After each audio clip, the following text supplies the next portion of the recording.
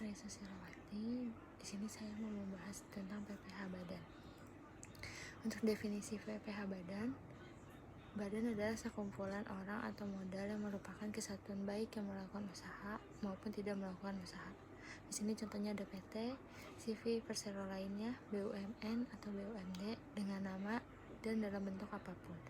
FA, kongsi, koperasi, dana pensiun, persekutuan, perkumpulan, yayasan, ormas, orsolpo, atau organisasi yang sejenisnya. Lembaga, bentuk usaha tetap, dan bentuk badan lainnya termasuk reksadana. Untuk subjek pajak badan dalam negeri yaitu badan didirikan di Indonesia atau bertempat kedudukan di Indonesia. Untuk subjek pajak badan luar negeri, yang pertama badan yang tidak didirikan atau bertempat kedudukan di Indonesia. Yang kedua, menjalankan usaha atau kegiatan melalui BUT di Indonesia. Yang ketiga, menerima atau memperoleh penghasilan dari Indonesia tanpa melalui BUT. Sumber penghasilan neto atau sebagai objek PPh. Yang pertama, dari usaha pokok atau core business, modal atau investasi, dan penghasilan lain-lain atau other atau extraordinary. Yang kedua, setelah dikurangi deductible expense. Yang ketiga, dari dalam dan luar negeri kecuali rugi di luar negeri. Yang keempat, selain yang bukan objek PPh dan telah dikenakan PPh.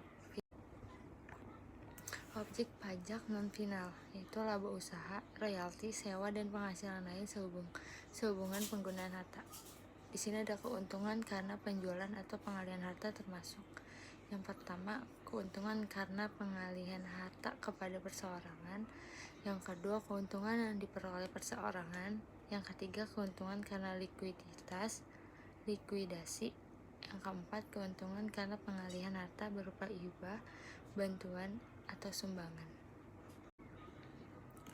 Biaya yang dapat dikurangkan. Yang pertama, biaya untuk mendapatkan, menagih, dan memelihara penghasilan atau yang merupakan objek PPh non-final, termasuk biaya pembelian bahan, biaya berkenaan dengan pekerjaan atau jasa, termasuk upah, gaji, honorarium, bonus, gratifikasi, dan tunjangan yang diberikan dalam bentuk uang, bunga, sewa, royalti, biaya perjalanan, biaya pengelolaan limbah, premi asuransi, biaya administrasi, dan pajak kecuali PPh.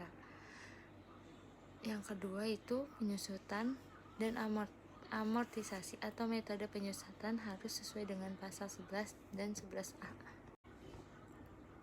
Biaya yang tidak dapat dibebankan. Yang pertama, pembagian laba dengan nama dan dalam bentuk apapun. Yang kedua, biaya yang dibebankan atau dikeluarkan untuk kepentingan pribadi pemegang saham, sekutu, atau anggota. Yang ketiga, pembentukan atau pemupukan dana cadangan dengan pengecualian tertentu. Yang keempat, penggantian atau imbalan sehubungan dengan pekerjaan atau jasa yang diberikan dalam bentuk natura dan kenikmatan dengan pengecualian tertentu. Di sini ada penyusutan dan amortisasi. Harta yang dapat disusutkan. Yang pertama, harta yang dimiliki dan digunakan untuk mendapatkan, menagih, dan memelihara penghasilan yang masa manfaatnya lebih dari 1 tahun, kecuali tanah. Yang kedua, aktivitas tetap adalah aktivitas berwujud yang diperoleh dalam bentuk siap pakai atau dibangun lebih dahulu, yang digunakan dalam operasi perusahaan, tidak dimaksudkan untuk dijual dalam rangka kegiatan normal perusahaan dan mempunyai masa manfaat lebih dari 1 tahun. Di sini ada kompensasi rugi. Yang dimaksud dengan kompensasi rugi adalah kerugian fiskal suatu tahun pajak dapat dikompensasikan dengan penghasilan mulai tahun pajak berikutnya berturut-turut sampai dengan 5 tahun, kecuali penanaman modal pada bidang usaha atau daerah tertentu paling lama 10 tahun. Rekonsiliasi fiskal yaitu proses penyesuaian atas laporan keuangan komersial atau laba komersial yang berbeda secara prinsip atau metode dengan ketentuan fiskal untuk menyajikan dan atau menghasilkan penghasilan neto atau laba yang sesuai dengan ketentuan pajak. Di sini untuk perbedaan metode yang digunakan antara akuntansi komersial dengan ketentuan fiskal, misalnya Yang pertama, metode penyusutan. Yang kedua, metode penilaian persediaan. Yang ketiga, penyisihan piutang tak tertagih. Yang keempat, rugi laba selisih kurs. Sampai di sini penjelasan dari saya. Kurang lebihnya mohon maaf. Terima kasih.